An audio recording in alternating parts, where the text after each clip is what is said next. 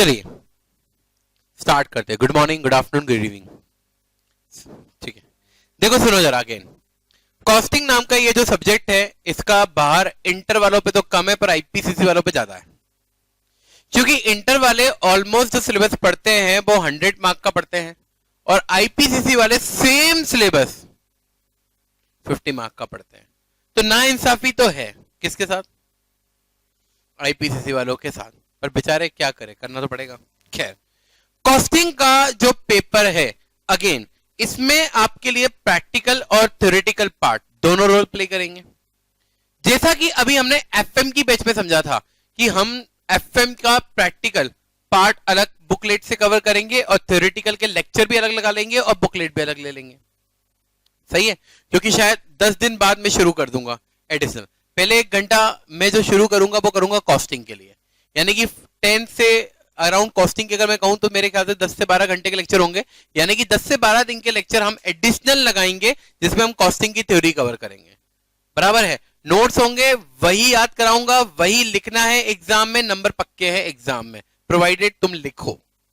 ठीक है, similarly FM के लिए भी हम करने वाले हैं, ऐसी अभी हमने प्रीवियस बेच में बात की थी। करेक्ट है, तो कॉस्टिंग को हम शुरू करते हैं।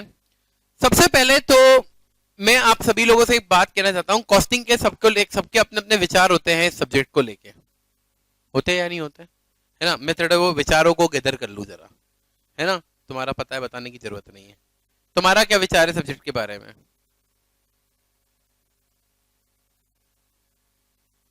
इजी है तो why are you sitting here?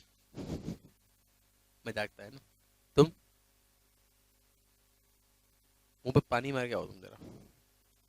तू रे, मैंने कहा था इधर आके बैठ, इधर आके बैठ प्लीज प्लीज। सार्थक, ऑन एन एवरेज में मान लू तो सबको इजी लगता है ये टॉपिक सब्जेक्ट, या कोई है जिसके बारे में बहुत फोबिया है?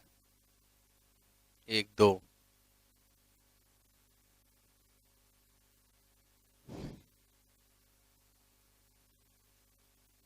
बहुत दिक्कत है इसकी लाइफ। हाँ, किस किस के मन में फोबिया है? 1 2 3 4 5, बस फोबिया इतने लोग ही है। 6 तुम भी हो?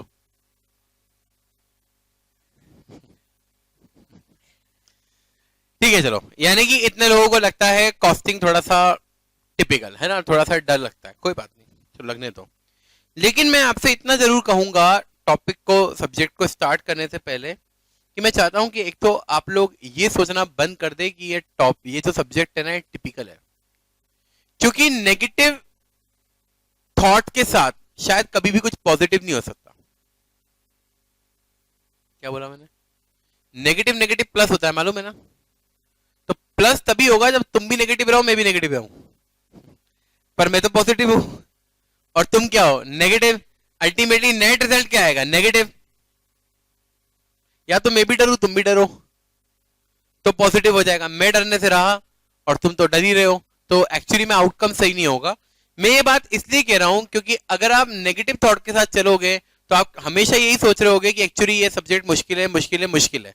तो मैं कुछ भी बताऊंगा, इजी करने का प्रयास करूंगा, तो भी तुम ये सोचोगे कि अरे ये तो थोड़ा सा भी कुछ नहीं आया, तो तुम सोचोगे अरे ये तो मेरे को आता ही नहीं है समझ में, और तुम गिव अप कर दोगे। पॉजिटिव एटीट्यूड में नहीं आता है तो भी हम समझने का प्रयास करते हैं। थिएटर में बैठे होते हैं, मूवी समझ में नहीं आए तो भी दिमाग लगाएंगे, सोचते रहेंगे, पड़ोसी को परेशान करेंगे। क्यों? क्योंकि पॉजिटिव है कि इंटरटेनमेंट तो लेना है। सही बोल रहा हूं ना मैं? और नेगेटिविटी का मतलब ये होता है, जैसे कोई मूवी में देखने जाना चाहता ही नहीं हूं, मेरा फ्रेंड मुझे लेके चला गया, थोड़ी सी भी समझ नहीं आई या बुरी लगी तो पता है करूंगा, मना कहता तेरे को समझ में ही नहीं आ रही मेरे को। लिटरली ये मैं भला है बहुत सिंपल लाइफ का एग्जांपल दे रहा हूं, लेकिन पॉजिटिविटी और नेगेटिविटी प्ले द रोल। तो अपन यहां जो कुछ भी पढ़ेंगे अपने को ये सोचना है कि एक्चुअली में ये सब चीजें इंसान की बनाई हुई है, और ऐसी कोई चीज नहीं है जो इंसान एक दूसरा बनाए और दूसरा इंसान इसे समझ ना पाए। बराबर है? तो कुछ टिपिकल नहीं है। अगर आपको दिक्कत लगे आप मुझे बोले, सर नहीं आया समझ में, I will try my level best. मेरे पास 60 प्रकार है समझाने के, आप मुझे मौका तो देके देखिए। अब देखो, 1 हाथ 2 बार तो मैं तुम्हारे चेहरे के एक्सप्रेशन से समझ लूंगा। तुम्हारा मुंह ऐसा बन रहा है, मैं समझ जाऊंगा नहीं समझ में आया। मैंने कुछ कहा और तुमने नीचे देख लिया ऐसे, तो मैं समझ जाऊंगा नहीं आया, तो मैं ऑटोमेटिकली पकड़ के समझाने लग जाऊंगा। लेकिन कई बार क्या है, धोखा भी होता है ना, बच्चा ऐसे देख रहा होता है और बाद में आके बोलता है, बाद में, या बोलता ही नहीं है, वो आया ही नहीं। फॉर एग्जाम्पल, ये हमेशा ऐसे ही देखता रहता है और बोलता है ये आया ही नहीं, मजाक था है ना, ठीक है, बराबर है। Is that clear? सही है। तो आपको टफ लगता है, अच्छी बातें लगे पर भूल जाओ आप। सही है। क्यों बोल रहा हूं मैं ऐसा मालूम है? नेगेटिविटी के साथ जाओगे दिक्कत है। मैंने भी इस सब्जेक्ट को कभी नेगेटिविटी के साथ लिया था तो मैं फेल हुआ हूं। कॉस्ट एफएम,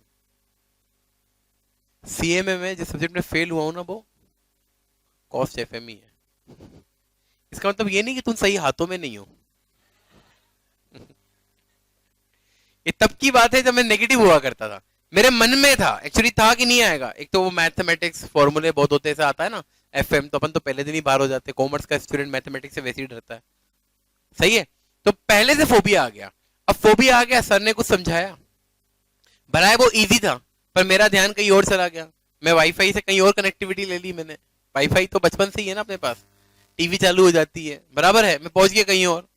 अब उन्होंने बहुत इजी कंसेप्ट समझाया, पर फिर मैं थोड़ी देर बाद लौटा तो वो आगे निकल चुके थे। फिर मेरे को तो मन में क्या है, ये तो मुश्किल है, आता ही नहीं अपने को, तो अपन ने गिव अप कर दिया। तो द पॉइंट इज दैट कि अगर आप नहीं रखोगे अपने आप को पॉजिटिविटी के साथ, तो मैं यहां कुछ भी करवा लूं, भगवान स्वयं आ जाए तो भी कुछ नहीं होगा। सही है। और मैंने देख लिया कि मैं नेगेटिव था, तो मैं आखिरकार फेल भी इसी में हुआ। मतलब जब तक मैंने एटीट्यूड चेंज नहीं किया, मैं एक्चुअली, मतलब ऐसा नहीं एक ही टाइम में निकल गया था उसके बाद, लेकिन एटीट्यूड चेंज करना बहुत इंपॉर्टेंट है किसी भी सब्जेक्ट को या लाइफ में कुछ भी लर्न करने के लिए। तो फर्स्ट ऑफ ऑल, स्टार्ट करने के पहले ये रिक्वेस्ट है कि सभी लोग क्या करेंगे, हाँ, एटीट्यूड चेंज करेंगे, पॉजिटिव एटीट्यूड लेके आएंगे टुवर्ड द सब्जेक्ट। कुछ नहीं है। हाँ, आपको अगर ऐसा लगता है कि मुझे समझ में नहीं आता, तो कोई बात नहीं, समझ में नहीं आया है, नहीं आता है, वो ठीक है, पर ये मत सोचो कि समझ में आ नहीं सकता। क्या बोला मैंने? दिमाग में ये बात नहीं रखनी है कि समझ में आ नहीं सकता। प्लीज इस थॉट के साथ मत चलना। आराम से अपन बहुत अच्छे तरीके से इसको पढ़ेंगे और बिलीव मी, आप लोगों को समझ में आएगा भी। बी पॉजिटिव, मत सोचिएगा ऐसा कि हमें नहीं आएगा, पक्का आएगा। करूं शुरू? चलो, तो सबसे पहले तो मैं आप लोगों को यह बताना चाहता हूं कि एक होता है कॉस्ट। यहां थोड़ा सा ऐसे बताऊंगा, फिर थ्योरी में कवर करेंगे अभी इसको, है ना, बेसिक कंसेप्ट ऑफ चैप्टर 1। और एक होता है कॉस्टिंग। एक है कॉस्ट और एक क्या है, कॉस्टिंग। ठीक है, दोनों में अंतर है, दोनों में डिफरेंस है। हम यहां कॉस्टिंग सीखते हैं, नॉट कॉस्ट। ठीक है, क्या डिफरेंस है? कॉस्ट का मीनिंग होता है what ever resources you sacrifice. क्या बोला मैंने? इन्वॉल्व रहना है मेरे साथ, है ना। वॉट, बोलो आगे, whatever resources you sacrifice to manufacture a product और प्रोवाइडिंग सर्विसेज। मतलब एक प्रोडक्ट को बनाने के लिए या सेवाओं को देने के लिए आप जो भी सैक्रिफाइस करेंगे उसे कॉस्ट कहते हैं। किसे? क्या बोला मैं? समझ में आ गया क्या बोला मैंने? बोला जरा। जो भी प्रोड्यूस फिनिश गुड बनाने के लिए, सेवाएं देने के लिए, सही है, आप जो भी रिसोर्सेस सैक्रिफाइस करेंगे, जिन्हें आप मॉनेटरी टर्म में मेजर कर सकते हैं, वो आपकी कॉस्ट है। सर मतलब मुझे मोबाइल फोन बनाना है, उसके लिए मुझे बैटरी परचेज करनी है। बैटरी फ्री में आएगी क्या? नहीं। तो बैटरी के लिए मैंने जो पैसा दिया, that is a material for mobile phone. तो मैंने रुपया दिया ना, तो I sacrifice some amount to manufacture the mobile phone to get material. सही है, तो वो क्या हो जाएगा मेरे लिए? बोलो हेलो, वो मेरे लिए क्या हो जाएगा? कॉस्ट। अब मान लो कि मैंने 4 अलग अलग प्रकार का मटेरियल इकट्ठा कर लिया, तो क्या उससे अपने आप एफजी बन जाएगा? नहीं। आई नीड द ह्यूमन और मशीन इंटरवेंशन इन दैट।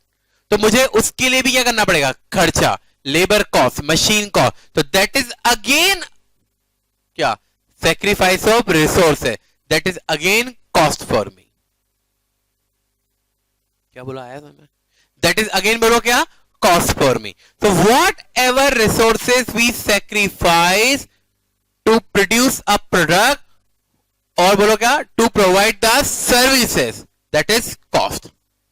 ठीक है, आप बैठो यहां, मैं पढ़ा रहा हूं, I am providing services, light जल रही है, बिल आता है ना, लाइट जल रही है, बिल आता है, ये क्या है, मेरे को पैसा पे करना पड़ेगा ना, मतलब I am sacrificing resources to provide services, तो is electricity bill my cost.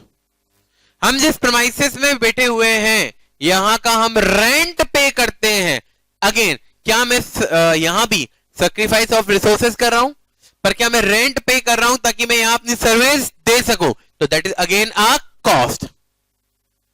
बराबर है, are you getting my point? तो कॉस्ट मतलब क्या,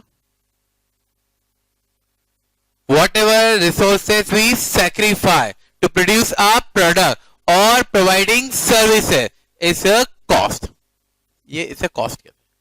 जबकि कॉस्टिंग अलग चीज है, costing is a combination of techniques and methods.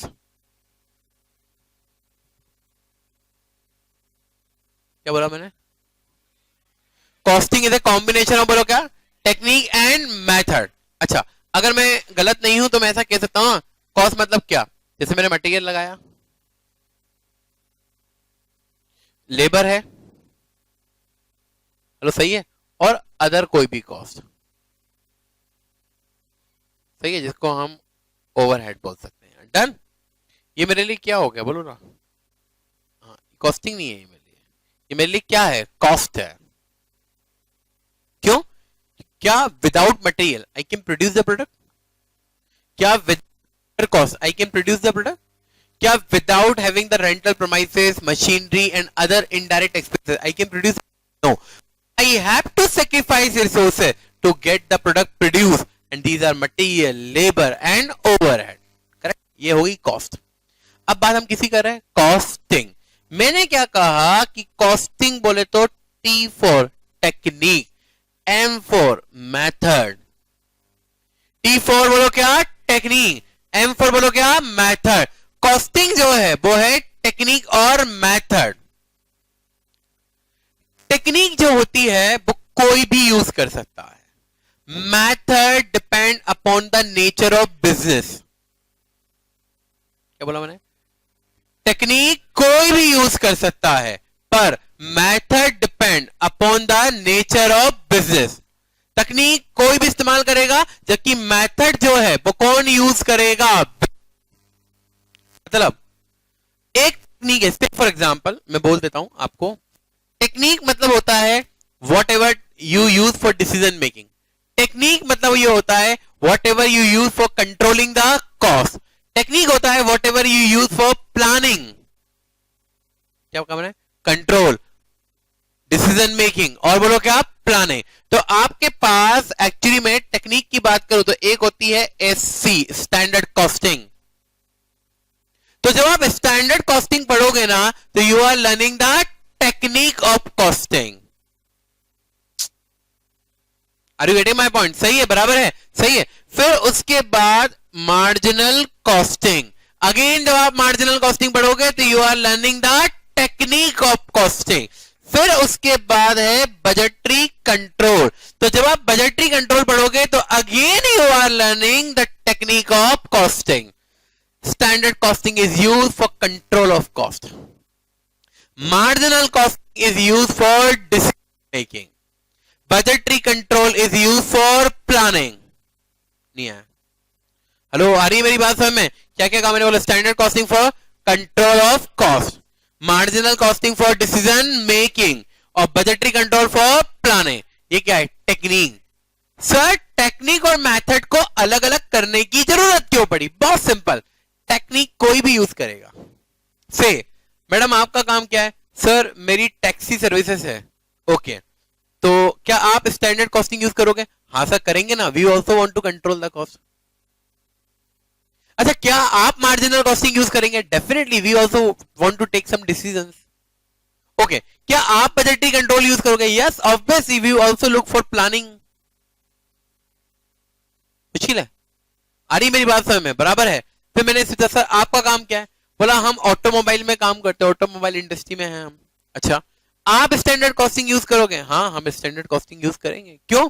क्या यार हमें कोई बुराई थोड़ी है कॉस्ट को कंट्रोल करने में, पैसा कम लगे, लोगों पे कंट्रोल रहे, रिसोर्सेज का वेस्टेज ना हो। ठीक है। क्या आप मार्जिनल कॉस्टिंग यूज करेंगे? बिल्कुल करेंगे, हम भी डिसीजन लेना चाहते हैं। क्या आप बजटरी कंट्रोल का यूज करेंगे? हाँ हम भी करेंगे। क्यों? हम भी प्लानिंग करना चाहते हैं। मतलब ये सर्विस इंडस्ट्री थी एक तरीके से, और ये मैन्युफैक्चरिंग। ये कह रही है कि मैं भी यूज करूंगी इन तीनों का, और ये क्या कह रहा है? मैं भी यूज करूंगा। यानी कि टेक्निक जो है ना, technique can be use by any enterprise irrespective of nature of business. Are you getting my point? बराबर है? यस और नो? बराबर है। ये क्या हो गई? टेक्निक। तो कॉस्टिंग इज ए कुछ, costing is nothing but the technique and method. Are you getting my point? क्या कह रहा हूं मैं, समझ में आ रहा है? बराबर है। अब क्या हुआ? मेथड। मेथड जो है, there are various method, there are different different method which has been developed based on nature of business. क्या बोला मैंने? विच आर बोलो क्या? डेवलप बेस्ड ऑन बोलो क्या? Nature of business. यानी कि नेचर ऑफ बिजनेस के अलग अलग होने के आधार पर अलग अलग मेथड भी बनाई गई है। सर समझ में आ रहा है? सर समझ में आ रहा है क्या बोल रहा हूं? पक्का? मतलब मेथड किस पे डिपेंड करती है? Nature of business. इसका मतलब पता क्या हुआ? ये कौन थी? Service industry. ये कौन था? Automobile manufacturing. They can not have the same method because the nature of business is different. मैं तुम्हें ये समझाना चाह रहा हूं कि एक्चुअली ये सब बना कैसे। अगर तुम मजाक मजाक में देखो तो धीमे धीमे तुम्हारे कॉस्टिंग के सिलेबस का इंडेक्स बन रहा है। समझ में आया किसी के? नहीं, material, labour, overhead, standard costing, marginal costing, budgetary control, और बचे हुए आएंगे ना मेथड में। नहीं आई बात समझ में? आ रही बात समझ में? अब जल्दी कुछ लोगों की कि हाँ यार ये तो मजाक मजाक में इंडेक्स बन रहा है। ये तो इंडेक्स कैसे बन रहा है समझ में आ रहा है? Because we are here to learn cost and costing, both are different. Done? सही है, बढ़ू आगे। चलो अब मेथड की बात करते हैं। सर अलग अलग मेथड बनाने की क्या जरूरत है? सर टेक्निक में तीन था, समझ में आया, क्योंकि एक का रोल कंट्रोल करना है कॉस्ट को, एक का रोल डिसीजन मेकिंग है, एक का रोल प्लानिंग है। समझ में आता है? हेलो, समझ में आता है? अलग अलग टूल है। हवा देने के लिए पंखा है, तो इसका आउटपुट के लिए प्रोजेक्टर है। दोनों की यूज अलग अलग है, तो टेक्निक में भी समझ में आता है यूज अलग अलग है। पर सर मेथड का क्या यूज है? मेथड का एक ही सर्वोपरि यूज है, to determine the cost of output. क्या बोला मैंने? बोला था हाँ, वापस वापस। Technique is applied for various reasons. If you are applying the standard costing, your objective is different. If you are applying the marginal costing, your objective is different. If you are applying the budgetary control, your objective is different. But method कोई सी भी हो, सबका objective एक ही है, to determine the cost of output, cost of finish या cost of service provided. अगर ये कार बना के बेचते हैं तो इनके लिए मेथड का यूज करने का ऑब्जेक्टिव है कार की कॉस्टिंग निकालना, कार की कॉस्ट निकालना कि क्या क्या खर्चा किया इस कार को बनाने के लिए। तो इनके लिए, क्योंकि ये कौन है? सर्विस प्रोवाइडर, तो इनके लिए मेथड का इस्तेमाल करने का ऑब्जेक्टिव क्या है? सर्विस की कॉस्ट निकालना। यानी कि मेथड का यूज हमेशा to determine the cost of output होगा। यस और no? Yes. But nature of business के आधार पर मेथड बदल जाएगी। Two industry can use the same technique, but the two industry, different industry can not use the same method of costing. क्या कह रहा हूं समझ में आ रहा है? सर ऐसा क्यों? समझा देते, समझते, अभी आपको खुद को समझ में आएगा। मैं एक एग्जांपल कुछ प्रोड्यूस करूंगा, उससे एक्चुअली में आपको समझ में आएगा कि why we need different different methods. ये नहीं होती तो इनसे क्या हो जाता। सही है? प्रवीण तू डरता है ना? इधर बता बता, बैठे तेरे को टारगेट बनाता हूं।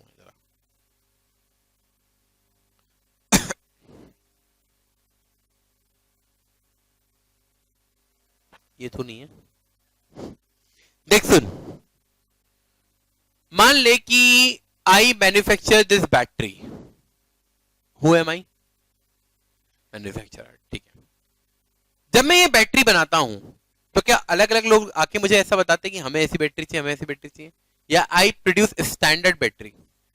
मैं तो एक जैसी बनाता हूं ना, यानी कि इसको जो पर एक जैसा, इसमें भी एक जैसा, इसके लिए भी एक जैसा, इसके लिए भी एक जैसा, मानते हो ना? हाँ। तो अगर मान लो मुझे ये पता लगाना है कि आज मैं बैटरी का मैन्युफैक्चर हूं, तो मेरी एक बैटरी की कॉस्ट कितनी है, तो मैं क्या करूंगा? वॉट एवर मटेरियल मैंने लगाया, वॉट एवर लेबर को मैंने पे किया, वॉट एवर ओवरहेड मैंने लगाया, सबको जोड़ दूंगा, डिवाइड बाय कितनी बैटरी बन के आई। समझ में आ रहा है ना? अपने को निकाल, मेथड क्यों यूज करते हैं? कॉस्ट निकालने के लिए, सही है ना? तो कैसे करूंगा मैं, बताऊं? मैं क्या बोलूंगा? बैटरी का बिजनेस है ना मेरा, आ रहा है ना समझ में? बैटरी का बिजनेस है, मटेरियल, तो मैं बोलूंगा मटेरियल कितना लगाया यार, 100, ठीक है।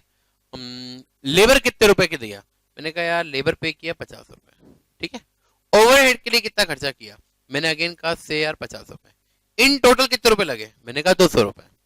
कितनी यूनिट बन के आई? मैंने कहा 4, यानी कि कॉस्ट पर यूनिट कितनी हो गई? 50। कोई दिक्कत सर? चलेगा ऐसे करूंगा तो मैं? मटेरियल लेबर हो कुछ थोड़ी, सबको जोड़ दिया, divide by number of unit. अरे तुम बाहर खाना खाने जाते हो 4 लोग, तो भी तो यही करते हो, पनीर, राइस, पापड़, स्वीट डिश, पिक्कल, नहीं वो फ्री में आता है, सही है। सब जोड़ लेते हो और डिवाइड बाय कितने लोग थे, divide by number of friends, ऐसे ही करते हो ना? हाँ या नहीं? हाँ ऐसे ही करते हो ना? तो मैंने कुछ अलग किया क्या? नहीं, यही किया। अब सुनो, सहमत है इसमें? किसी को कोई दिक्कत है क्या? नहीं। मैं कौन हूं? मैन्युफैक्चरर। किसका? बैटरी का। सब पैसा लगाया, जोड़ दिया, divide by number of unit, ठीक है। ये पूरा काम मैंने किया है मान लो जनवरी के महीने में, ठीक है। चलो अब मान लो कि हु एम आई पता है? Now I am a tailor. Tailor समझते हो क्या? तो तुम मेरे को ऐसे नजरों से क्यों देख रहे हो? मैं काम नहीं करूंगा तो तुम पहनोगे क्या? Give respect. नहीं, अभी दो ही। तुमने ऐसा क्या किया कि मैं दो दूं मैं? सही है। Now I am a tailor. अब सुनो, अब सुनो, ये सार्थक आता है मेरे पास, ठीक है। तो ध्यान से सुनना, तुम्हें समझ आएगा। और ये भी मत समझना कि मैं टाइम पास कर रहा हूं, टाइम पास तो मैं करता ही नहीं। मैं सारी बातें, भला कॉमन एग्जाम्पल होंगे पर सारी बातें काम की होगी, है ना? इसे ऐसा मत समझना कि कहानी तो सार्थक की चल रही है, अपन सोलो थोड़ी देर बाद आएंगे। वही प्रॉब्लम है, सोना नहीं, टीवी चालू मत करना, मेरे ऊपर ही ध्यान रखना। मान लो ये सार्थक आता है, सार्थक बोलता है एक्चुअली है ना मेरे को है ना एक शर्ट स्टिचिंग करवाना है, सिलवाना है मतलब। सार्थक मेरे पास आता है, बोलता है कि मुझे को ना एक शर्ट सिलवाना है, बराबर है, सही है।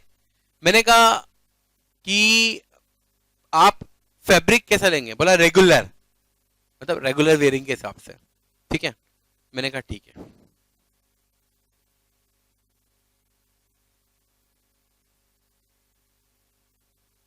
ठीक है, मैंने ना सार्थक के लिए मटेरियल भी लिया, फैब्रिक मैंने ही अपना लगाया, लेबर भी मेरा, ओवरहेड भी मेरा, ठीक है। हाँ तो कहो। फिर आया Praveen. Praveen brother is getting marriage, कि भाई की शादी हो रही है। अब भाई की शादी में पहनने के लिए तो वो कपड़े थोड़े अलग और अनोखे बनाएगा ना भाई, उसको अलग दिखना चाहिए। तो सिंपल है, येलो पैंट रेड शर्ट।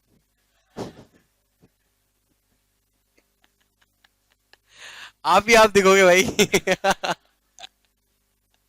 सस्ते में काम हो जाएगा। और ग्रीन कलर के शूज,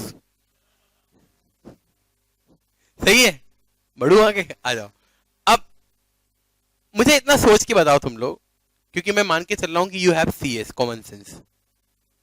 इसे रेगुलर बोला, तो इसके लिए जो फैब्रिक मैं यूज करूंगा, और प्रवीण जो एक ओकेशन में एक पर्टिकुलर बहुत ही फैमिली इंपॉर्टेंट फंक्शन में पहनने के लिए शर्ट चाहता है, दोनों का फैब्रिक सेम होगा या उसका फैब्रिक फैंसी होगा और इसका सिंपल होगा? उसका फैंसी होगा, इसका सिंपल होगा। तो ये भी तय हुआ कि शायद प्रवीण जो है ना उसका फैब्रिक महंगा होगा और इसका फैब्रिक सस्ता होगा, यूज अलग है ना, ठीक है।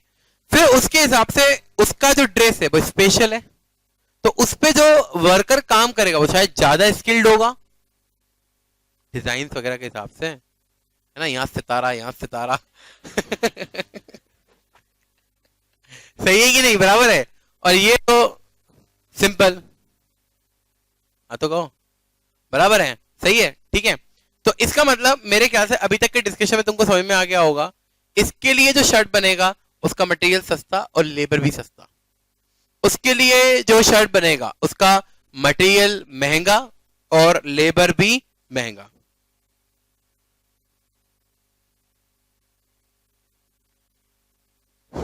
सही है, अब क्या हुआ, मटेरियल लगा 200 रुपए, समझ गया, मतलब दोनों बंदों का जो भी फैब्रिक लगा वो मिला के लेबर की कॉस्ट हो गई 150 रुपए, ठीक है। ओवरहेड हो गया 100 रुपए, कितना हो गया, हाँ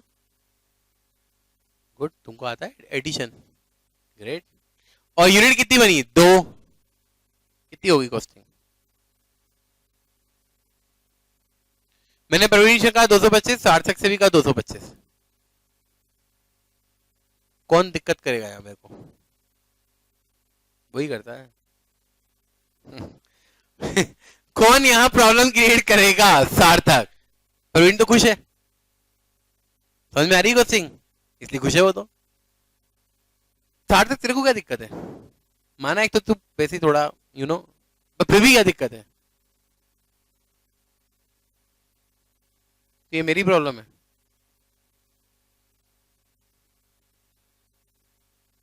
हाँ ये क्या बोलेगा पता है कि वाह वाह वाह वाह, मेरा उसका खतरनाक सितारा वाला शर्ट, मेरा सिंपल नो सितारा नो डिटारा, कुछ भी नहीं, बराबर है, तो भी मैं 225 दे रहा है, वो भी 225 रुपए दे रहा है, तो नाइंसाफी है,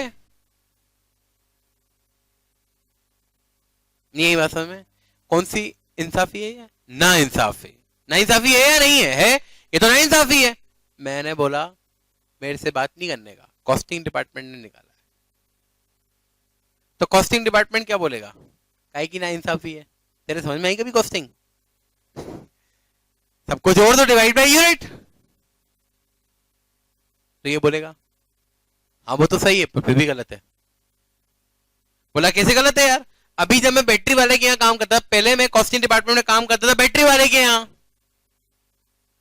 तो हम क्या करते थे, जो लगाते थे सबको जोड़ते थे, डिवाइड बाय करते थे।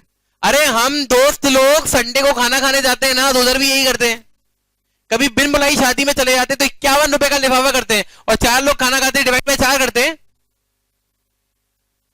बैटरी की दुकान पे भी मैं यही करता था, तो यहां कैसे गलत हो गया ये, बोलेगा मेरे को नहीं पता मैं गलत है ये, क्या मेरी बात समझ में आ रही है, मेरे को नहीं पता पर गलत है ये, तुमको ही समझ में आ रहा है ना गलत है।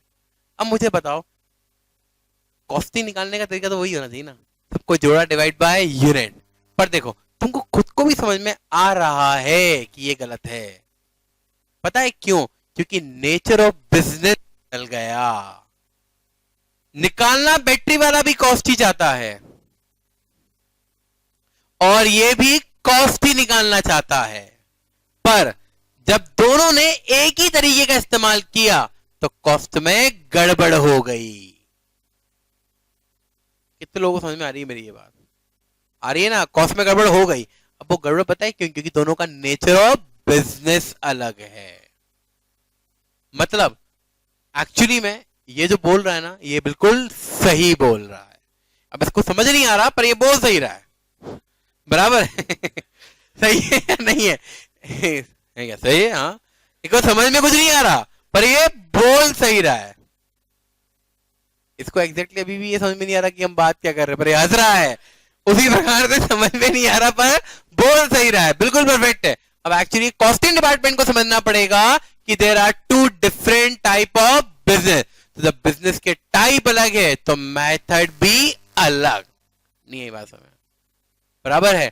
तो मेथड में अपन पढ़ते single output costing, battery is a single output. हम तो सबके लिए एक जैसे बनाते हैं, बराबर है। Tailor is a job costing. पूरी बात समझ में आ रही है?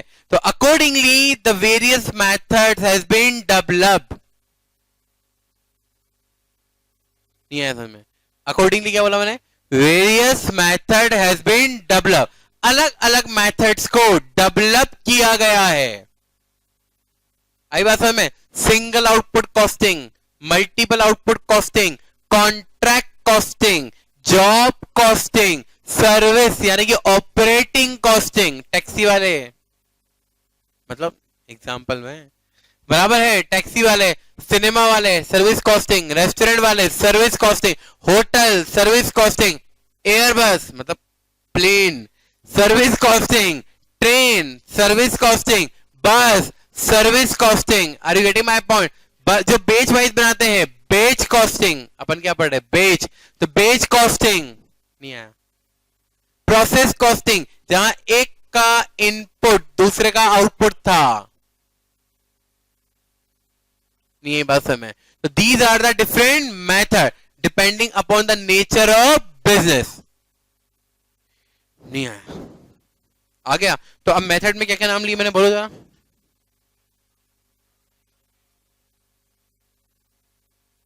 हाँ बोलो बोलो बोलना।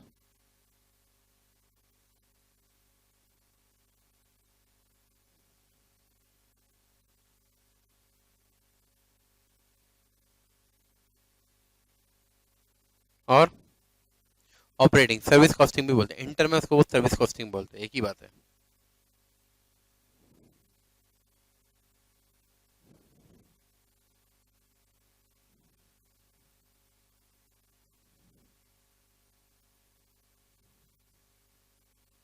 सही है। प्रोसेस कॉस्टिंग और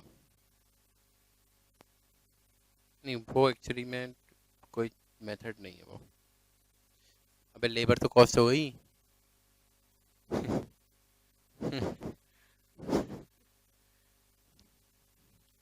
जॉब हो गया, कॉन्ट्रैक्ट हो गया, ऑपरेटिंग भी हो गई, और हो गई प्रोसेस। क्या? हाँ सिंगल आउटपुट।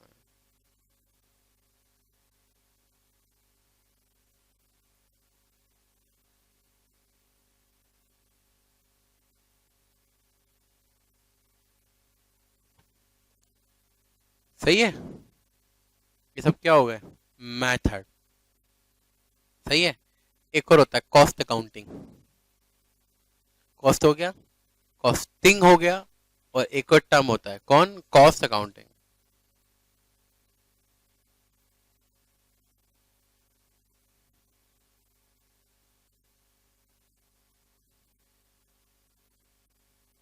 इंटीग्रेटेड।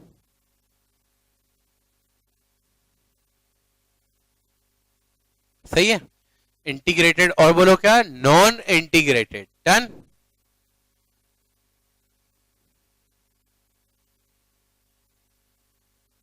सही है, बराबर है। एबीसी जो है ना वो टेक्निक में आएगा। वो तरीका है ना एक ओवरहेड को बांटने का। डन। हेलो, ये एक तरीके से क्या बन गया आपका, समझ में आ गया? हेलो, ये क्या है? इंडेक्स। मतलब जब आप कौन सा टॉपिक पढ़ रहे हो तो क्या पढ़ रहे हो ये समझ में आएगा। जब आप मटेरियल पढ़ रहे हो तो आप क्या पढ़ रहे हो? कॉस्ट। लेबर पढ़ रहे हो तो कॉस्ट, ओवरहेड पढ़ रहे हो तो कॉस्ट, स्टैंडर्ड कॉस्टिंग पढ़ रहे हो तो टेक्निक, है ना। कॉन्ट्रैक्ट कॉस्टिंग पढ़ रहे हो तो मेथड, प्रोसेस पढ़ रहे हो तो मेथड, इंटीग्रेटेड नॉन इंटीग्रेटेड पढ़ रहे हो तो कॉस्ट अकाउंटिंग। नहीं है समझ में? बराबर है, सही है। हेलो, तो ये अपना क्या हो गया? इंडेक्स। एक्चुअली कॉस्ट शीट तो कुछ नहीं है, वो तो सब कुछ, मतलब कॉस्टिंग ना कोई मेथड है ना कोई टेक्निक है। कॉस्टिंग तो एक स्टेटमेंट है जिससे आप टोटल कॉस्ट निकालते हो। तो वो तो सभी बना सकते हैं ना। ऑटोमोबाइल भी बनाएगा, जॉब वाला भी बना लेगा, बैच वाला ही बना लेगा, सिंगल आउटपुट बना लेगा। कॉस्टिंग तो it is nothing but a statement है वो तो। सही है। हेलो, आया सर में कि नहीं आया? आ गया पक्का? तो ये है हमारा कॉस्टिंग का syllabus which comprises of cost, costing and cost account. Done, तो सही है। ये कॉपी कर लिया है क्या? लिखना है? नहीं लिखोगे तो भी चलेगा क्योंकि इंडेक्स है ये तो, है ना? हाँ तो कहो बराबर है। कॉस्टिंग क्या होता है, कॉस्ट क्या होता है, वो अपन थ्योरी में पढ़ लेंगे। बराबर है। मेरे को बस एक्चुअली ये समझाना था कि ये जब हम अलग अलग चीजें पढ़ रहे हैं तो क्यों पढ़ रहे हैं। तो जब आप कॉन्ट्रैक्ट पढ़ो तो आप ध्यान रखो कि ये कंस्ट्रक्शन के लिए डेडिकेटेड है। मैं आपको बता दूं कॉस्टिंग के ना जो बेसिक फंडामेंटल है ना वो सब में सेम रहेंगे। जैसे चाहे मैं बैटरी मैन्युफैक्चरर हूं, चाहे मैं टेलर हूं, दोनों केस में मेरा एक ही ऑब्जेक्टिव है कि जो खर्चा मैं करूं वो कस्टमर पे जाए। ऑब्जेक्टिव दोनों का क्या है? सेम, बराबर है। बस जो फर्क है वो ये है कि वो निकालने का तरीका बदलना चाहिए, नहीं तो कस्टमर के ऊपर जाने वाले बर्डन गलत हो जाएंगे। जैसे जब मैंने बैटरी वाले बिजनेस में material plus labour plus overhead करके डिवाइड बाय 4 किया तो वो सही था, लेकिन जॉब कॉस्टिंग यानी टेलर वाले केस में जब मैंने मटेरियल लेबर ओवरहेड जोड़ के डिवाइड बाय 2 किया तो वो सही नहीं था। तो ऑब्जेक्टिव एक ही है, बराबर है, प्रिंसिपल ही वही रहेंगे, बस करने का तरीका बदल जाएगा। मतलब कोई बोले अच्छा अगर मान ले कि तू है ना क्या बोलते हैं प्रोसेस कॉस्टिंग पढ़ रहा है तो लेबर कॉस्ट कैसे चार्ज होगी? अरे प्रिंसिपल वही है, बराबर है। बस फर्क इस बात का पड़ जाएगा कि कॉस्ट अलोकेट करते समय we have to be careful ताकि कभी किसी प्रोडक्ट पे रॉन्ग कॉस्टिंग का अलोकेशन, कॉस्ट का अलोकेशन ना हो जाए। हेलो, सही है।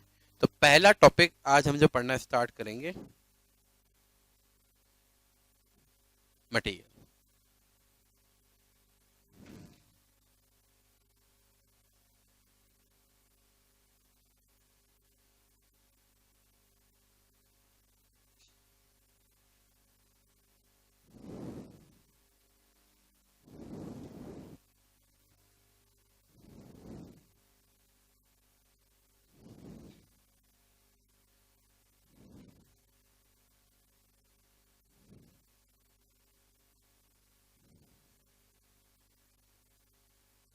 बोलू, लिखो क्या लिखा आपने?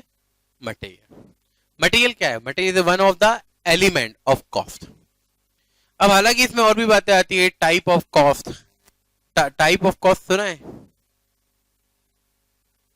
एलिमेंट वाइज, ट्रेसेबिलिटी के हिसाब से,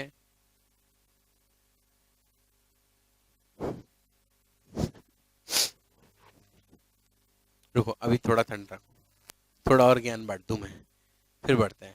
थ्योरी में पढ़ाऊंगा मैं, लेकिन एक्चुअली में अपने को जरूरत लगेगी ना तो उसके हिसाब से पता होना चाहिए।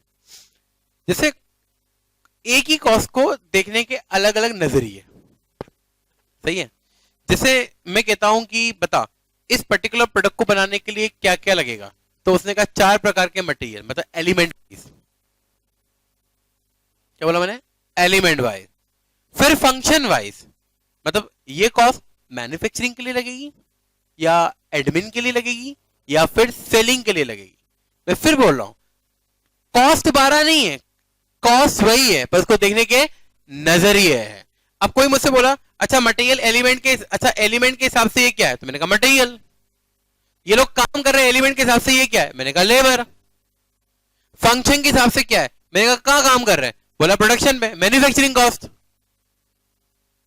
बोला नहीं, लेकिन ये जो ये सेल वाली टीम में काम करता है, सेलिंग ओवर, वो तो एडमिन डिपार्टमेंट में, तो एडमिन ओवरहेड पर है। और अगर ऐसे देखो तो एम्प्लॉय, लेबर और स्टाफ कॉस्ट, एलिमेंट वाइज। समझ में आ रहा है? हेलो, एलिमेंट वाइज और क्या फंक्शन वाइज। समझ आ रही है? ट्रेसेबिलिटी के आधार पर डायरेक्ट इनडायरेक्ट, मतलब ऐसी कॉस्ट जो आप पर्टिकुलर प्रोडक्ट के साथ आइडेंटिफाई कर सकते हो, वो कौन सी कॉस्ट है? डायरेक्ट। जिसे आप पर्टिकुलर प्रोडक्ट के साथ आइडेंटिफाई नहीं कर सकते वो क्या है? इनडायरेक्ट। जैसे इसको आप, ये आपके यहाँ काम करती है, आप इसको पैसे देते हो, ये आपकी कौन सी कॉस्ट है? मैंने कहा लेबर कॉस्ट। बोला ये तो एलिमेंट वाइज हुआ। मैंने कहा अच्छा तो और क्या जानना चाहते हो? अच्छा क्या काम करती है? मैंने कहा ये प्रोडक्शन के मैन्युफैक्चरिंग में काम करती है प्रोडक्ट के। ओके, मतलब फंक्शन वाइज मैन्युफैक्चरिंग कॉस्ट। अच्छा क्या आप बता सकते हो कि ये जो बंदगी काम करती है ये किस प्रोडक्ट के मैन्युफैक्चरिंग पे काम करते हैं? मैंने कहा हाँ मेरे को पता है, ए डायरेक्ट कॉस्ट फॉर ए। समझ में आ रहा है? ऐसा नहीं है कि देयर आर मल्टीपल आइटम, देखने का नजरिया अलग अलग है। नजरिए क्यों अलग अलग है ये भी समझ में आएगा अपने को आगे, बराबर है? फिर और बात करते चलो। ये आपके क्या काम करता है, आप इसको पैसा देते हो? हमने कहा हाँ हम पे करते हैं। बोला मतलब ये आपके लिए लेबर कॉस्ट है? मैंने कहा हाँ। मतलब ये कौन सी हो गई? एलिमेंट। ये क्या करता है? मैंने कहा एक्चुअली ये बंदा है ना एडमिन में काम करता है। फंक्शन वाइज ये कौन सी कॉस्ट हो गई? Admin cost. क्या आप आइडेंटिफाई कर सकते हैं इसको किसी पर्टिकुलर प्रोडक्ट के साथ? मैंने कहा यार ये मैन्युफैक्चरिंग डिपार्टमेंट में काम थोड़ी करता है, तो एडमिन में काम करता है, और एडमिन तो सबके लिए काम करता है, मतलब इनडायरेक्ट कॉस्ट।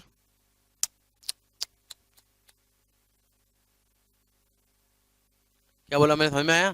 तो ये क्या है? टाइप, मतलब कॉस्ट को देखने के अलग अलग नजरिए। तो अभी तक मैंने कितने बता दिए? 3। कौन कौन सा है? एलिमेंट, फंक्शन और ट्रेसेबिलिटी। ट्रेसेबिलिटी मतलब can you identify this cost with particular product? Yes, direct, no indirect. Site पे प्रोडक्शन में खड़ा हुआ worker, direct cost. Plumber, indirect cost. Electrician जो फैक्ट्री में काम करता है, indirect cost. Security guards, indirect cost. Employ cost वैसे और इनडायरेक्ट कॉस्ट ऐसे। डन? हेलो हाँ तो कहो। फिर बिहेवियर के हिसाब से, किसके हिसाब से? बिहेवियर के हिसाब से। तो वेरिएबल, फिक्स, सेमी वेरिएबल। क्या काम ने बोला जाओ? वेरिएबल, फिक्स और सेमी वेरिएबल। ये क्या है? बिहेवियर। जैसे अच्छा ये जो मटेरियल आप लोग लगाते हैं ये क्या है? मैंने कहा सिंपल, डिपेंड करता है ना कि कितनी यूनिट बना रहे हैं। अच्छा मतलब जो यूनिट के साथ चेंज हो वो कौन है? वेरिएबल। अच्छा रेंट की कॉस्ट कितनी आती है, कितनी यूनिट बनाते हैं, उस पर डिपेंड करता है। मैंने कहा नहीं वो तो फिक्स है, मतलब फिक्स, जो यूनिट के साथ चेंज ना हो। ऐसी कॉस्ट जैसे इलेक्ट्रिसिटी बिल, सेमी वेरिएबल। एक पार्ट फिक्स है और बाकी डिपेंड करता है कि आप कितनी यूनिट कंज्यूम कर रहे हो, और अगर आप उसको कोरिलेट कर सकते हो प्रोडक्शन के साथ, हाँ, तो वो सेमी वेरिएबल है, नहीं तो वो फिक्स है। समझना, वेरिएबल कॉस्ट वो नहीं होती जो आप मतलब यूनिट के साथ बदले, वो जिसे आप प्रोडक्शन की यूनिट के साथ कोरिलेट कर सकते हो। क्या काम है, समझ में आया?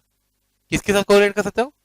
प्रोडक्शन की यूनिट के साथ जो बदले वो वेरिएबल, जो प्रोडक्शन की यूनिट के साथ ना बदले वो कौन? फिक्स। और जिसका कुछ पार्ट बदले कुछ पार्ट ना बदले वो क्या होगा? Semi variable. ये हो गई बिहेवियर वाइज। कितनी बता दी मैंने अभी तक? 4। पहला एलिमेंट वाइज, दूसरा फंक्शन वाइज, तीसरा ट्रेसेबिलिटी वाइज, चौथा बिहेवियर वाइज। क्या आ रहा है समझ में? हेलो आ रहा है या नहीं? बिहेवियर वाइज कितनी है? 3। कौन कौन सी? Variable cost, semi variable cost और फिक्स कॉस्ट। सही है? आया या नहीं आया? फिर होता है डिसीजन मेकिंग के एंगल से relevant cost, historical cost, sunk cost, opportunity cost. ये किसके एंगल से? डिसीजन मेकिंग के एंगल से। अगेन मैं बोल रहा हूं ये बहुत सारी कॉस्ट नहीं है, एक ही को देखने का अलग अलग नजरिया है, बराबर है? मतलब it is not like that कि 6 × 6 36 कॉस्ट होगी, ऐसा नहीं है। एक्चुअली में एक ही कॉस्ट को देखने का अलग अलग नजरिया है। डन? हेलो आया कि नहीं आया समझ में? आ गया? बराबर? पक्का? श्योर? कोई डाउट तो नहीं है इस पे? नहीं हो तो बोल दो। सही है ना? कोई डाउट तो नहीं है ना? पक्का? ठीक है चलो लिखो। अब पढ़ते हैं मटेरियल। इरादे मजबूत करो मैडम।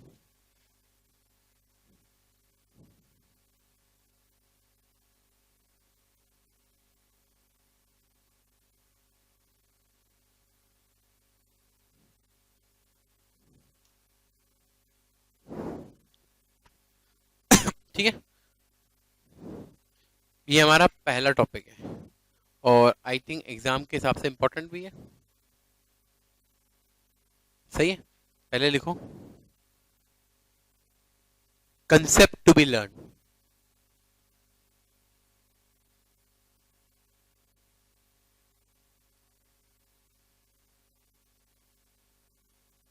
है ना। पहला type of material cost,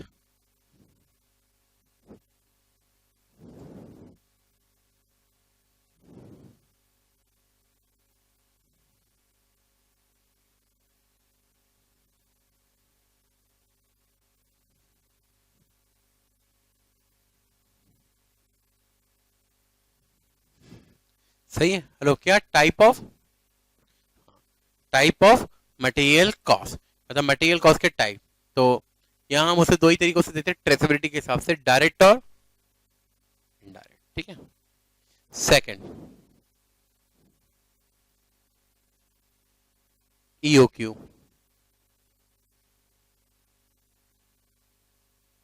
ROL,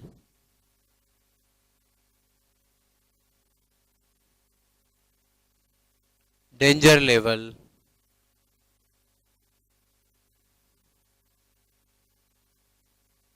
maximum stock level,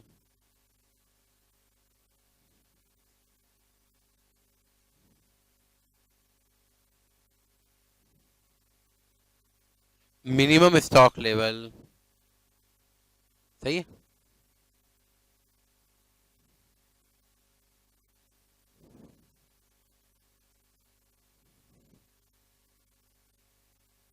average stock level,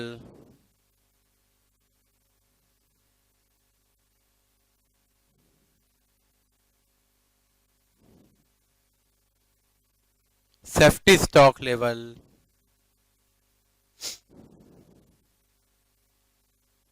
सही है ना। इन्हें हम कहते हैं कंट्रोल लेवल्स। क्या बोलते हैं इनको हम?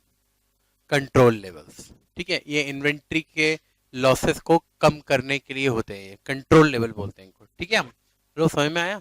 अगला लिखो,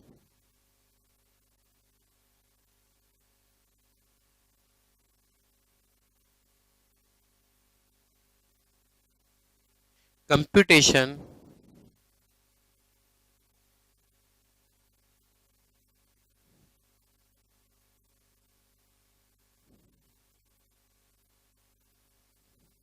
computation of material cost and cost per unit,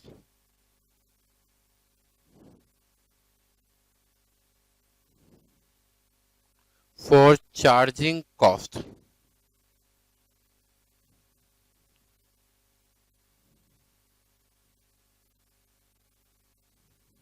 to finish good। सही। डिटेल में बात करेंगे जैसे जैसे जो जो पढ़ते जाएंगे उसके बारे में, ठीक है।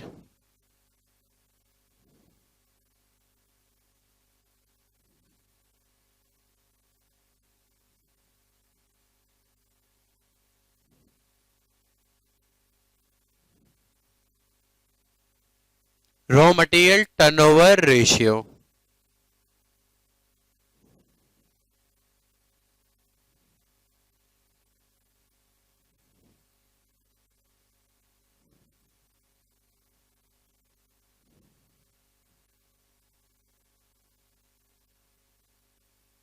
स्टोर लेजर,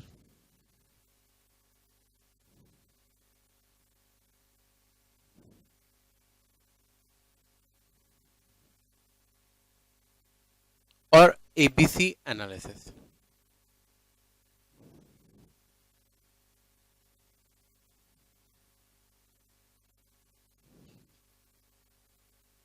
ठीक है, ये सब हमें पढ़ना है कौन से चैप्टर में? मटेरियल।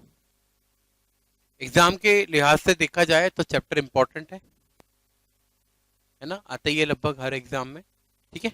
तो चलो, सबसे पहला है टाइप ऑफ मटेरियल कॉस्ट। क्या है बोलो? Type of material cost.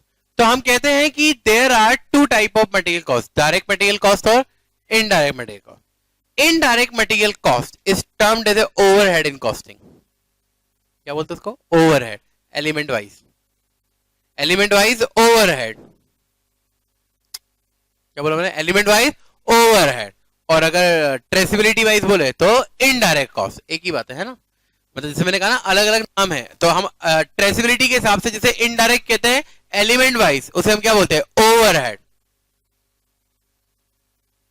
Overhead इसलिए बोलते हैं कि ऊपर से अलग से ऐड होते हैं, मटेरियल लेबर तो पता है ना, ये मटेरियल ये लेबर, पर उसके अलावा और खर्चे ऊपर से ऐड करने, that's why it termed as a overhead. बराबर है, लिखो। First type of material cost,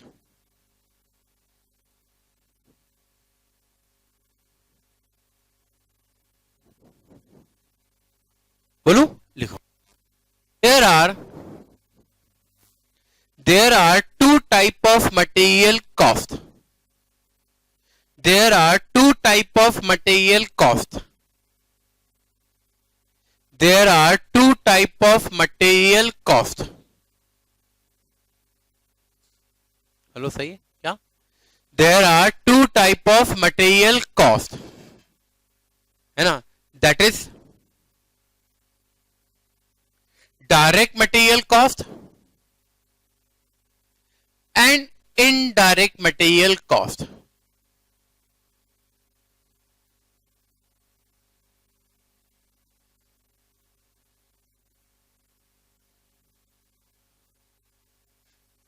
सही है। अब अपन आगे इस बात को समझेंगे कि डायरेक्ट कॉस्ट हमेशा कभी भी प्रोडक्ट की कॉस्ट में डायरेक्ट ऐड हो जाती है और इनडायरेक्ट कॉस्ट ऐड होती है यूजिंग द रिकवरी रेट। ऐसा क्यों, ये हम आगे समझ लेंगे इस बात को, करेक्ट है। पर फिलहाल आप इतना समझो कि मटेरियल कॉस्ट कितने प्रकार की होती है, दो। पहली कौन सी, डायरेक्ट, और दूसरी क्या, इनडायरेक्ट। ये डिस्क्रिमिनेशन करना बहुत इंपॉर्टेंट है क्योंकि डायरेक्ट कॉस्ट सीधे ऐड होती है जबकि इनडायरेक्ट कॉस्ट को रिकवरी का यूज करके बांटा जाता है। समझना, जो कॉस्ट डायरेक्ट है मतलब वो हम ये मान के चलते हैं कि वो केवल इसी प्रोडक्ट पे लगी है, यानी कि उसका बर्डन सीधे इसी पे आएगा। जो इनडायरेक्ट है वो एक्चुअली मल्टीपल पे लगी है तो उसका बर्डन सब पे आएगा। तो अगर आपने डिफरेंशिएट रॉन्ग किया तो कॉस्ट का अलोकेशन भी रॉन्ग हो जाएगा। सही है, अगला लिखिए।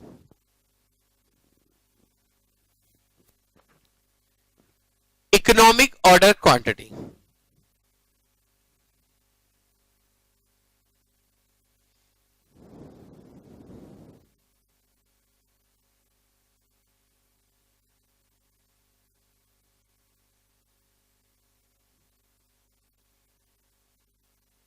जिसको हम इन शॉर्ट क्या बोलते हैं, यो। सही है। अब देखिए, सुनिए ये समस्या क्या है।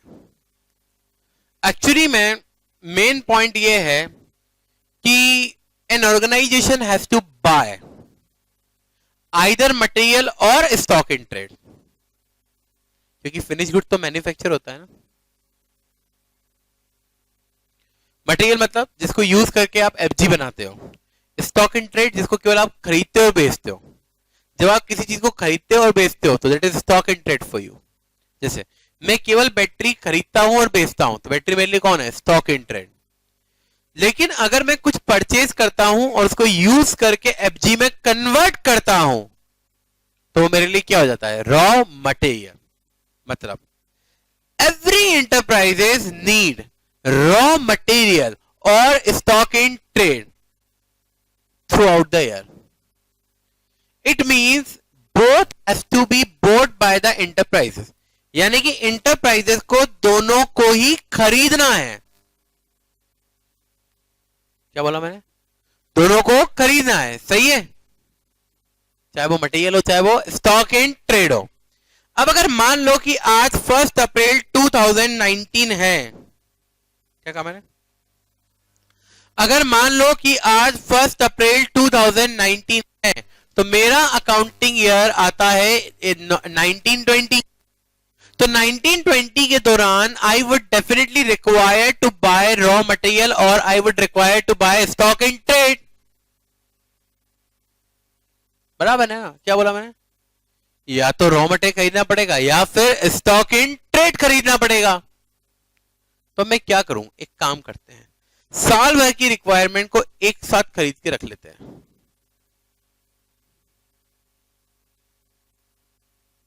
क्या बोला मैंने,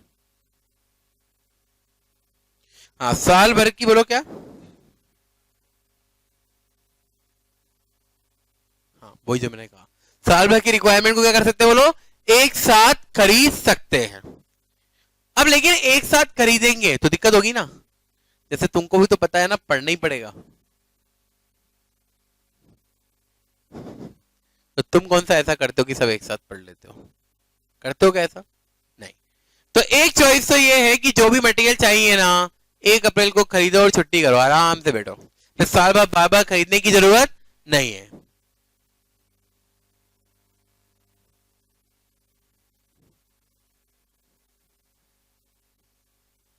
क्या होगा इससे? एक्चुअली में इससे है ना, आपकी होल्डिंग कॉस्ट बढ़ जाएगी।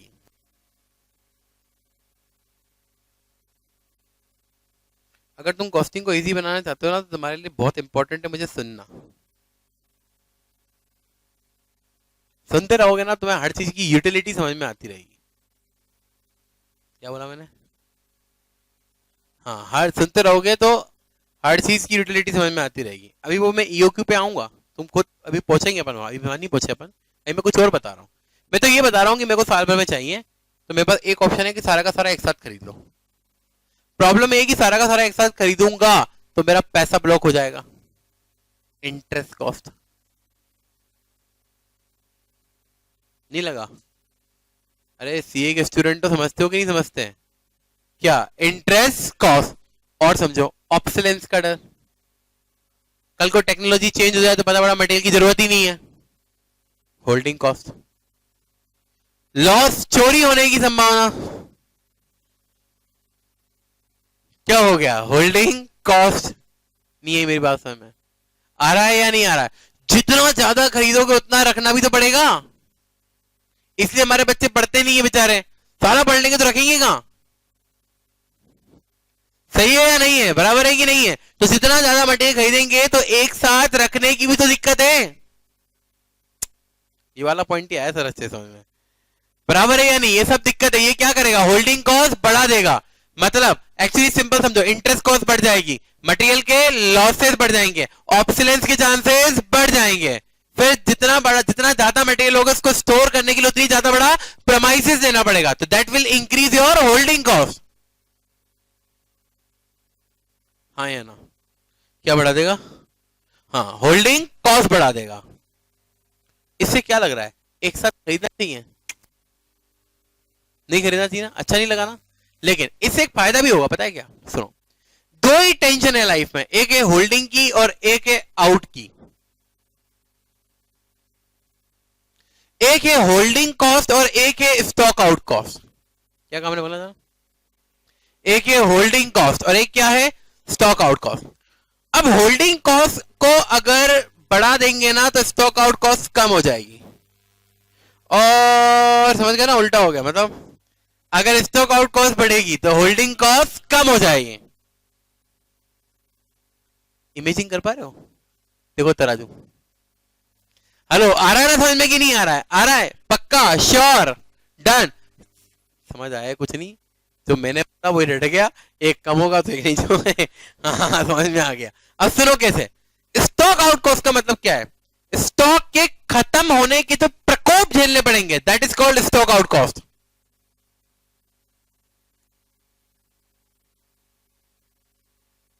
क्या बोला मैंने?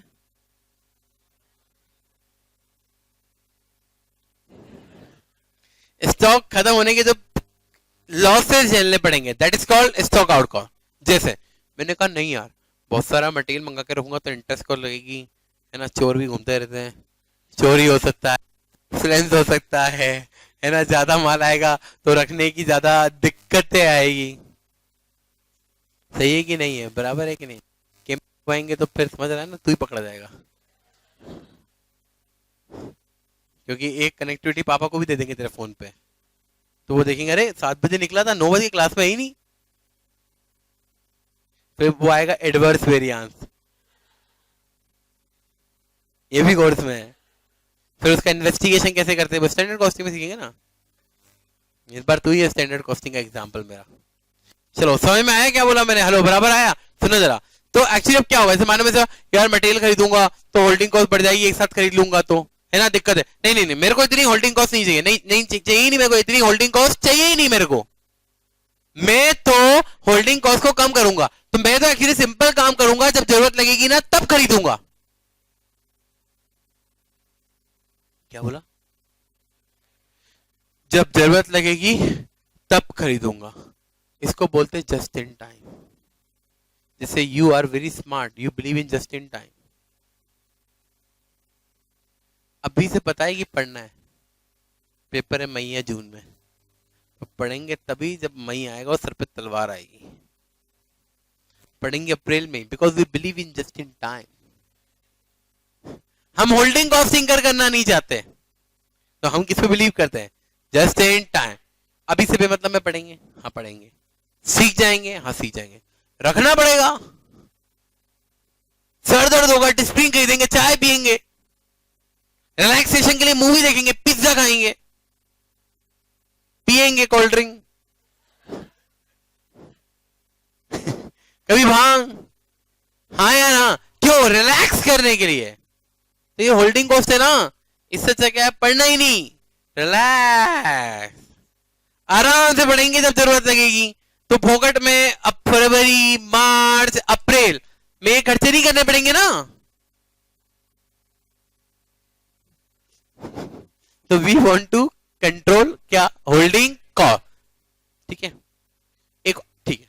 अगर तुम एक साथ खरीद के रखना नहीं चाहते, because you want to save your holding cost, you want to reduce your holding cost, तो तुमको जब जरूरत लगे तब लो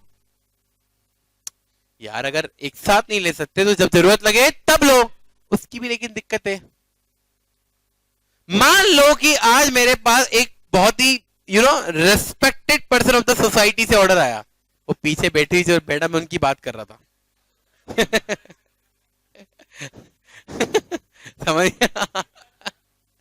हाँ, क्या आज मान लो कि एक बहुत ही सोसाइटी के रेस्पेक्टेड पर्सन से हमारे पास ऑर्डर आया। आई डिडंट से ना कि डिसरिस्पेक्टेड, आई सेड रिस्पेक्टेड। तो रिस्पेक्टेड पर्सन से हमारे पास ऑर्डर आया। अब इन्होंने कहा हमें ना परसों चाहिए एफजी बना के। पर मटेरियल तो हम तब लेते हैं ना जब जरूरत पड़ती है। ट्राई टू अंडरस्टैंड, हम मटेरियल कब लेते हैं? एक साथ लेते तो कौन बढ़ जाता है? Holding cost. अभी बताया था ना एग्जांपल, आया कि नहीं? लेकिन बढ़ाओ उसको, होल्डिंग कॉस्ट को, तो स्टॉक आउट कॉस्ट कम हो जाएगी। अभी एग्जांपल सुनना, समझ में आएगा। बराबर है। तो अब ये आई बोली हमको परसों चाहिए एफजी। अब एक्चुअली में हमारा सप्लायर बहुत ही आलसी, इररिस्पॉन्सिबल, निकम्मा, सही बचा रहे बराबर है, ये सब है वो बंदा। अब हमने उसको कहा भाई मटेरियल भेज देना, तो बोल रहा है अभी तो मैं मूवी देखने जा रहा हूं, कल करूंगा सप्लाई। कल फोन लगाया, भांग पी के सोता रह गया। परसों आ गया, अब परसों वो भी आ गई एफजी मांगने के लिए। एफजी तो है ही नहीं ना, क्यों नहीं है? रॉ मटेरियल नहीं है। अब रॉ मटेरियल क्यों नहीं है? Because we want to save क्या? Not water, we want to save क्या? बोलो, होल्डिंग कॉस्ट, क्योंकि हम होल्डिंग कॉस्ट को बचाना चाहते थे। अब पता है क्या छोड़ोगी? वो आगे बोलेगी फ्रिज गुड का है, मैंने कहा नहीं है। बोलती यार ये क्या बदतमीजी है, मेरे को फ्रिज गुड चाहिए था और अवेलेबल नहीं है, नहीं होने है। उसके पास जाएगी, एफजी है क्या? ये तो बेटी पोकते हैं। हाँ है ना, लो गई, कस्टमर टूट गया ना।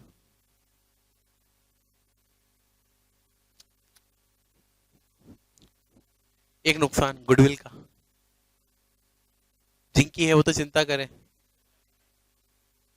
हाँ या ना? अब जिनकी नहीं है वो क्या चिंता करेंगे? बराबर है कि नहीं है? तुम लोग ऐसे क्यों हंस रहे हो? अरे मैंने क्या कहा? मैं तो एग्जांपल दे रहा हूं कि अल्टीमेटली स्टॉक कॉस्ट का एक लॉस क्या है? गुडविल का लॉस। अब जिनकी नहीं है वो नहीं करते चिंता, बराबर है कि नहीं है? हाँ, ये तो एक हो गया। दूसरा सुनो, एक्चुअली क्या है, रॉ मटेरियल खत्म हो गया फैक्ट्री में, क्यों? जब जरूरत होती है तब मंगाते हैं। अब जरूरत पड़ी पर रॉ मटेरियल हमें मिला ही नहीं। हमारे हमारे वर्कर है वो बैठे हुए हैं। समझ में आया नहीं आया? क्या हमारे वर्कर बैठे हुए हैं, फोकट में बैठे हुए हैं, अब काम ही नहीं उनके पास, वो ऐसे आराम से ऐसे पेड़ चढ़ा के बैठे हुए हैं और वो क्या खेलते हैं मोबाइल में? पबजी। क्या पापा जी? पबजी, हाँ? स्पेलिंग पीयू, ये समझ में आ गई, 4 महीने पहले आया है। कॉस्टिंग नहीं आ रही तेरे समझ में? खड़े बाल, पीयूबी जी, पबजी है ना। अब ये सोच रहे यार काम नाम तो है नहीं, पबजी खेले, तो ये खेल रहे पबजी कौन? लेबर। सार्थक कौन बोला? माना सच है पर तू ऐसे बोलेगा? ठीक है, तो हमारा लेबर क्या कर रहा है? पबजी खेल रहा है। अब लेबर पबजी खेल रहा है तो हमने लेबर से क्या कर रहा है? बोला पबजी खेल रहा हूं।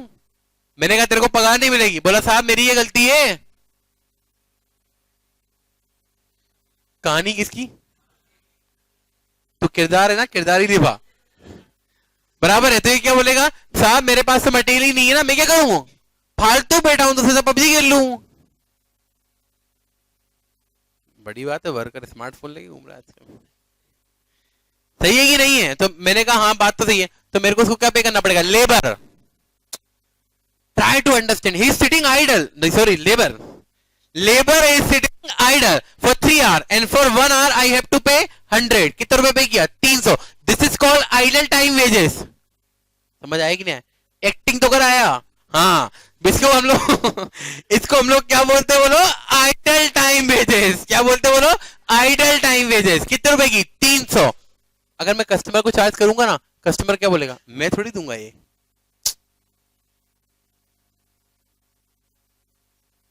मेरा काम करने के लिए तो कितने घंटे लगे? एक। तुमने क्यों पे किया 4 घंटे के लिए उसको?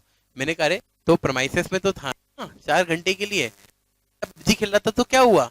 तो बोला पबजी खेल रहा था तो पबजी से क्या होता है? दिमाग बढ़ता है। मैंने कहा नहीं, हमारा ऑब्जर्वेशन तो कह रहा है खत्म हो रहा है, था ही नहीं और कम होता जा रहा है। सही है, बराबर है। तो एक्चुअली में समझना मेरी बात, जब हमारा वर्कर आइडल बैठा होगा और हम उसको सैलरी पे करेंगे तो उसको हमारा कस्टमर बियर नहीं करेगा। That is again a loss to me. This is again a stock out cost. The loss of goodwill is a stock out cost. The payment of idle time wages is a stock out cost. Another, you recover your overhead on the basis of capacity utilization. किसके basis पे? Capacity utilization. Material नहीं है तो product नहीं बनेगा, product नहीं बनेगा तो कैपेसिटी यूज नहीं होगी, कैपेसिटी यूज नहीं होगी तो ओवरहेड भी रिकवर नहीं हो पाएंगे। जब रेस्पेक्टेड टॉपिक पढ़ाऊंगा लेबर ओवरहेड तो वहां फिर जगाऊंगा इस बात को। लेकिन समझो, stock out cost consist of loss of goodwill. Stock out cost consist of idle time wages. Stock out cost consist of under recovery of overhead. अब इनमें इनवर्स रिलेशन कैसे समझ में आ गया ना? अगर मैं एक साथ सारा का सारा मटेरियल खरीद लूंगा तो मटेरियल खत्म ही नहीं होगा। मटेरियल खत्म नहीं होगा तो ये लॉसेस नहीं होंगे, मतलब होल्डिंग कॉस्ट तो बढ़ जाएगी, स्टॉक आउट कॉस्ट कम हो जाएगी। अब मैंने कहा नहीं नहीं नहीं नहीं नहीं, स्टॉक आउट कॉस्ट नहीं चाहिए मेरे को, सॉरी होल्डिंग कॉस्ट नहीं चाहिए, तो मैं कहां जाऊंगा? Just in time. अब जस्ट इन टाइम में होल्डिंग कॉस्ट तो कम पर स्टॉक आउट कॉस्ट बढ़ जाएगी। जीवन में दुखों की कमी नहीं है। अकाउंट को संभाले तो कॉस्टिंग परेशान करे हो, कॉस्टिंग को संभाले तो अकाउंट, दोनों को संभाल ले तो लो अलग नहीं माने। हाँ या ना? तकलीफें तो बहुत है। मतलब अगर मैं वन टाइम परचेज पे जाता हूं तो holding cost will increase. If I want to avoid the higher side of the holding cost then I will look for the just in time approach, and when I will look for just in time approach undoubtedly I would be able to save my holding cost, but I will incur stock out cost.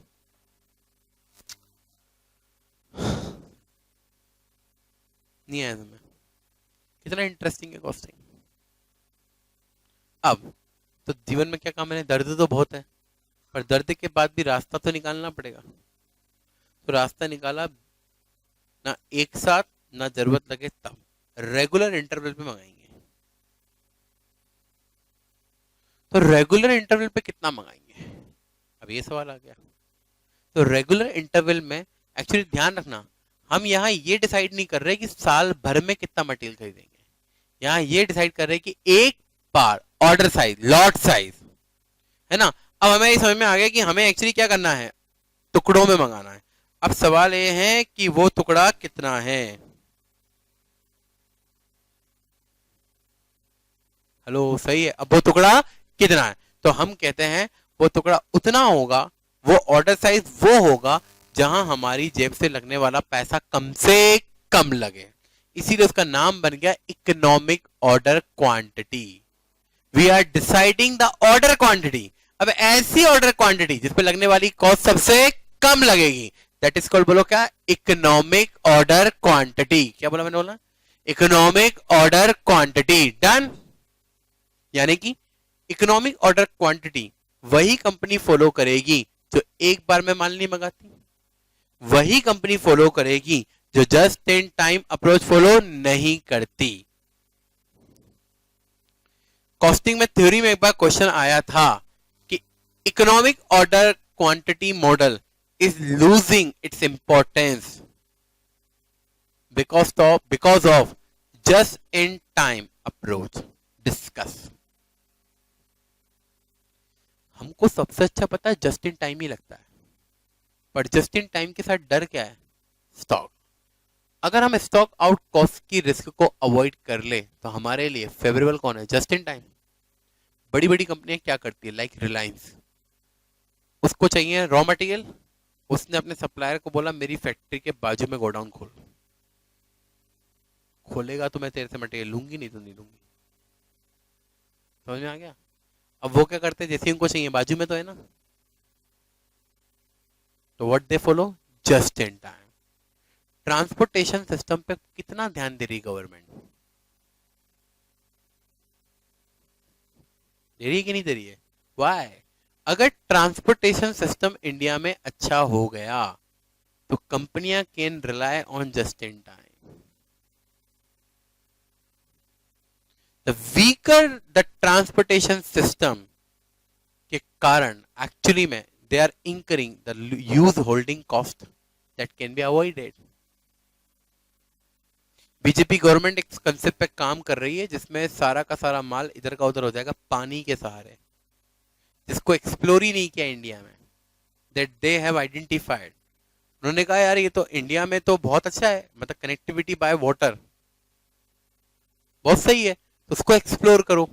तो उसको explore करेंगे तो उससे actually ease हो जाएगा, किसके लिए, transportation का। करेक्ट है। तो अब हमें एक्चुअली ये समझना है कि वो कौन सी क्वांटिटी है जिसको हम ऑर्डर करें ताकि हमारी लगने वाली कॉस्ट कम से कम लगे, दैट इज कॉल्ड ईओक्यू। सही है। इसे कैसे निकालते हैं, क्या करते हैं, इस पे चर्चा हम कल करेंगे।